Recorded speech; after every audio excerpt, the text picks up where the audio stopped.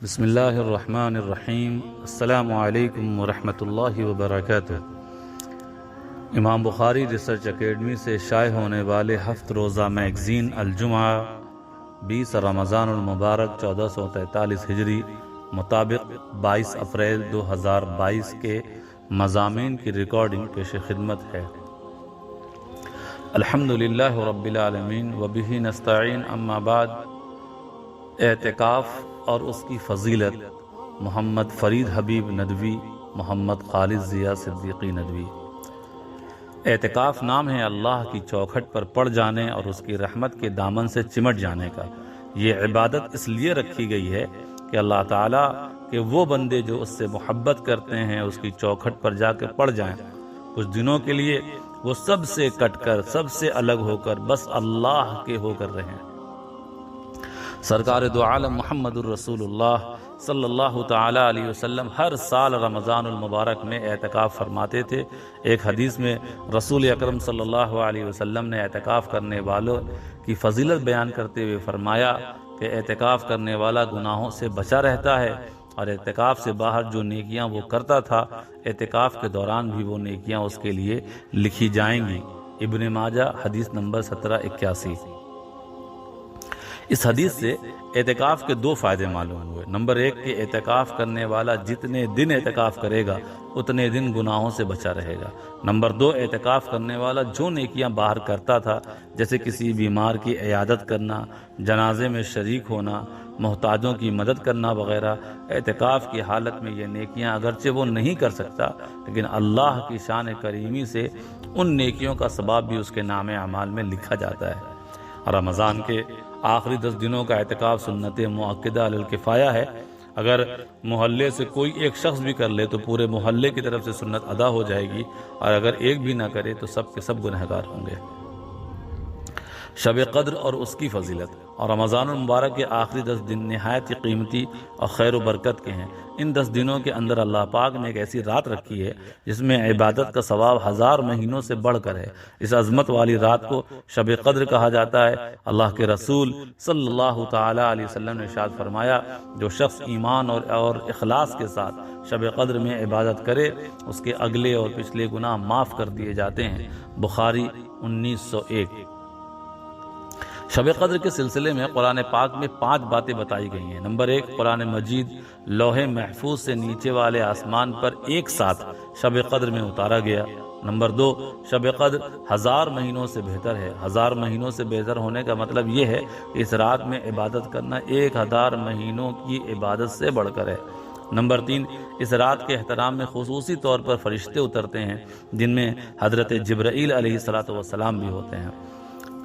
Number 4 اس رات میں تمام معاملات، مثلا ہر انسان کی عمر، اس کی موت، اس کی روزی، بارش کی مقدار وغیرہ وغیرہ سے متعلق اللہ پاک کے فیصلے فرشتوں کے سپرد کیے جاتے ہیں۔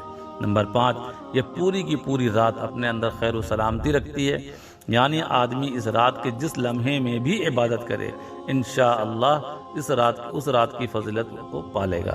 شب قدر کے بارے میں قرآن کریم سے تو اتنی بات معلوم ہوتی ہے کہ یہ رمضان میں آتی ہے، لیکن رمضان کے کس تاریخ میں ہوگی اس کے بارے میں قرآن نے کچھ نہیں بتایا۔ البتہ بخاری شریف میں اماں عائشہ رضی اللہ تعالی عنہ کی ایک روایت ہے کہ رسول اکرم صلی اللہ علیہ وسلم نے فرمایا، شب قدر کو رمضان کے آخری 10 دنوں کی طاق راتوں میں تلاش کرو۔ بخاری 2017۔ شب قدر میں خوب عبادت کرنی چاہیے، نماز، قرآن کی تلاوت، مختلف ذکر و اذکار میں مشغول رہنا چاہیے، خاص طور پر دعا کا اہتمام کرنا چاہیے۔ اماں عائشہ نے اللہ کے رسول صلی اللہ علیہ وسلم سے پوچھا کہ اگر میں شب قدر پالوں تو کون سی دعا کروں؟ رسول اکرم صلی اللہ علیہ وسلم نے فرمایا، اللہم انک عفو تحب العفو فاعف عنی۔ ترمذی 3513۔ کہ اے اللہ آپ بہت زیادہ معاف کرنے والے ہیں، معافی کو پسند کرتے ہیں، اس لیے مجھ کو معاف کر دیجیے۔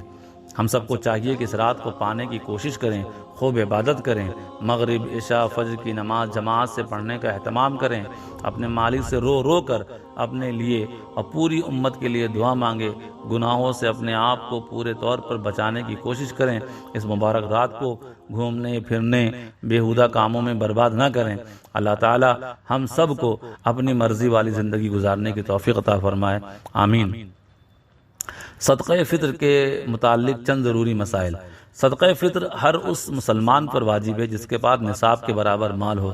اس کے واجب ہونے کے لیے مال پر 1 سال گزرنا شرط نہیں ہے، نہ ہی مال کا تجارتی ہونا اور مال والے کا عاقل و بالغ ہونا شرط ہے۔ نمبر 2، صدقہ فطر کے واجب ہونے کے لیے روزے دار ہونا شرط نہیں ہے، اس لیے جس نے رمضان کے روزے نہ رکھے ہوں اس پر بھی صدقہ فطر واجب ہے۔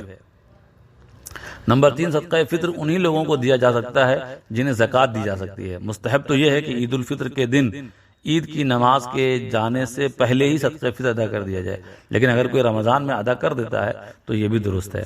نمبر 4، عاقل بالغ اولاد کی طرف سے صدقہ فطر ادا کرنا باپ پر ضروری نہیں ہے، لیکن اگر باپ صدقہ فطر ادا کر دے تو درست ہو جائے گا۔ نمبر 5، نابالغ بچے اگر صاحب نصاب ہوں تو ان کے مال سے صدقہ فطر نکالا جائے گا، اور اگر صاحب نصاب نہیں ہے تو ان کے باپ ان کی طرف سے ادا کریں گے۔ نمبر 6، صدقہ فطر میں گیہوں یا اس کا آٹا، ستو آدھا سا اور کھجور، کشمش، جو کا 1 سا یا اس کی قیمت کے برابر روپے یا کوئی سامان دے دے۔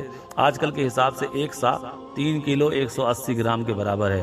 اس حساب سے اگر گیہوں سے دیتا ہے تو گھر کے ہر فرد کی طرف سے 1 کلو 590 گرام گیہوں یا اس کی قیمت دینی چاہیے، اور اگر کھجور، کشمش یا جو سے دینا ہو تو ہر فرد کی طرف سے 3 کلو 180 گرام یا ان کی قیمت دینی چاہیے۔